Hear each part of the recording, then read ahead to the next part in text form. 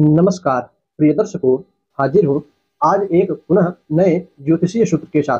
कैसा यह सूत्र कुंडली में सर्प भय नामक योग कैसे बनता है, बनने पर क्या फल मिलता है, आज इसके विषय में बात करेंगे। सर्वप्रथम देखिए, कुंडली में यह योग 3 प्रकार से बनता है। उसमें से 2 तो आप बिल्कुल आसानी से समझ जाएंगे, किंतु तीसरा वाला थोड़ा कठिन है, इसलिए हमने सोचा कि बोर्ड का सहारा लिया जाए। तो आइए इस बोर्ड पर आपको यह योग समझाया जाए।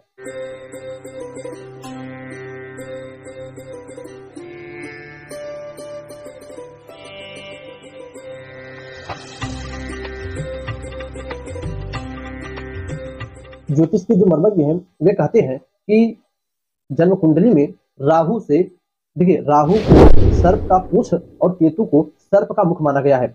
इन्हीं के बीच यदि सारे ग्रह आ जाए तो कुंडली में काल सर्प दोष बनता है। पहला सूत्र तो यही है कि यदि किसी की जन्म कुंडली में काल सर्प दोष बने, अब यह दोष बनता कैसे है। मान लीजिए हम राहु को जन्म कुंडली में 4थे भाव में, तो और केतु को 10वें भाव में, भाई 7वें पे रहते ही हैं, तो ये इस प्रकार से बैठ जाए।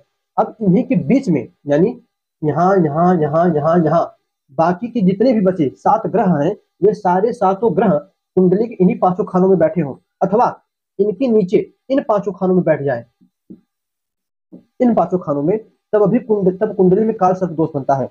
मैं आपको चित्र भी लगा दूंगा बगल में, आप देख लीजिएगा। ये इस प्रकार चित्र में देखिए, सारे ग्रह कुंडली में एक तरफ बैठे हैं, बैठे ना, बीच ऊपर राहु नीचे केतु, सारे ग्रह एक साइड, तब कुंडली में यह बनता है काल सर्प दोष।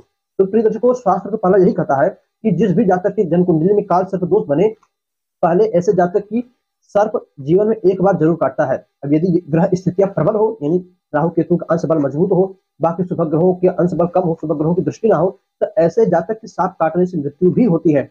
ये पहला सूत्र था काल सर्प दोष। अब दूसरा सूत्र यह है कि जो तीसरे भाव का स्वामी है वह राहु के साथ युति बनाकर लग्न में बैठे। तो आपकी कुंडली में आप देखिए यहाँ पर कौन सी राशि लिखी है, हमने देखिए यहाँ पर 3 नंबर लिखा है, यानी मिथुन राशि। आपकी कुंडली में यहाँ पर 1 से लेकर 12 तक, यानी मेष से लेकर मीन तक कोई भी राशि बन सकती है। उस राशि का जो स्वामी होता है, हर राशियों के अलग अलग ग्रह स्वामी होते हैं। यहाँ पर जो राशि बनी उसका स्वामी कौन है, आप यह देख लीजिए। यानी हमारी कुंडली में मिथुन राशि है, स्वामी बने बुध, बुध के साथ राहु युति करके लग्न में बैठे,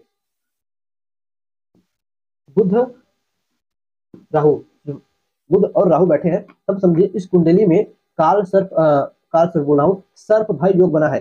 यानी इस जातक के जीवन में इसे एक ना एक बार सर्प अवश्य काटेगा।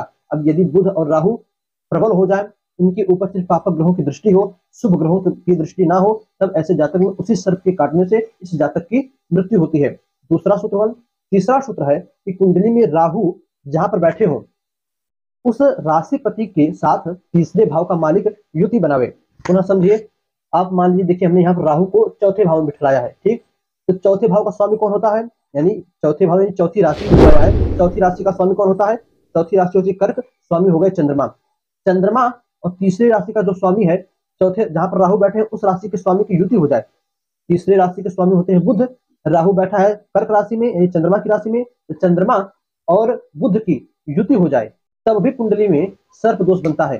पुनः एक बार समझिए, जन्म कुंडली में जो तीसरे भाव का स्वामी हो, तीसरे भाव का स्वामी हो, वह राहु जहां पर बैठे हो, जिस राशि में राहु बैठे हो, उन राशि के स्वामी के साथ संबंध बनावे, युति करे।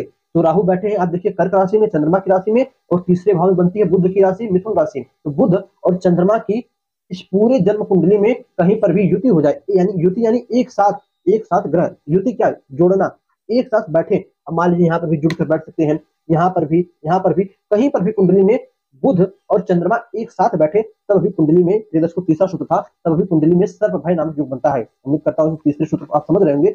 आप पुनः एक बार रिवाइज पीछे करके देखिए, आसानी से सब समझ जाएंगे। सिर्फ समझने का फेर है, बड़ा ही आसान सूत्र है। पहला सूत्र काल सर्प दोष था। दूसरा सूत्र कि जो तीसरे भाव का स्वामी है वह राहु के साथ युति करके लग्न में बैठे, दूसरा सूत्र था। तीसरा सूत्र है कि जन्म कुंडली में जो तीसरे भाव का स्वामी है वह राहु जिस राशि में बैठे हैं, उस राशि के स्वामी के साथ युति करके कुंडली में कहीं पर भी बैठे, तो सर्प भय नामक योग बनता है। ऐसे जातक की सर्प को काटने से मृत्यु होती है यदि ग्रह स्थितियां प्रबल हो तो। और यह कोई ढकोसलाबाजी वाली बात नहीं है, आप चाहो इस सूत्र को परख भी सकते हो। 100% यह सूत्र सही है। कुछ लोगों की कुंडलियों में यहाँ तक भी देखा गया है कि बार बार उन्हें सर्प के दर्शन होते रहते हैं। किसी और को वह सर्प नहीं दिखेगा, या जब तक लोग देखने आएंगे तब तक वह भाग जाएगा, किंतु जिनकी भी कुंडली में यह योग बनते हैं उन्हें सर्प बार बार दिखाई देते हैं। दूसरे कोई आएगा तो वो सर्प गायब, फिर नहीं पता ही नहीं चलेगा कहाँ गया, भले ही कितनी टाइल्स वाली जमीन क्यों ना हो। प्रिय दर्शकों, बड़ा ही आसान सा सूत्र था, उम्मीद करता हूँ आपने समझा होगा। तो बस आज के इतना ही, इजाजत दीजिए, पुनः आपसे मुलाकात होगी किसी नए सूत्र के साथ, नए टॉपिक के साथ। तब तक के लिए नमस्कार।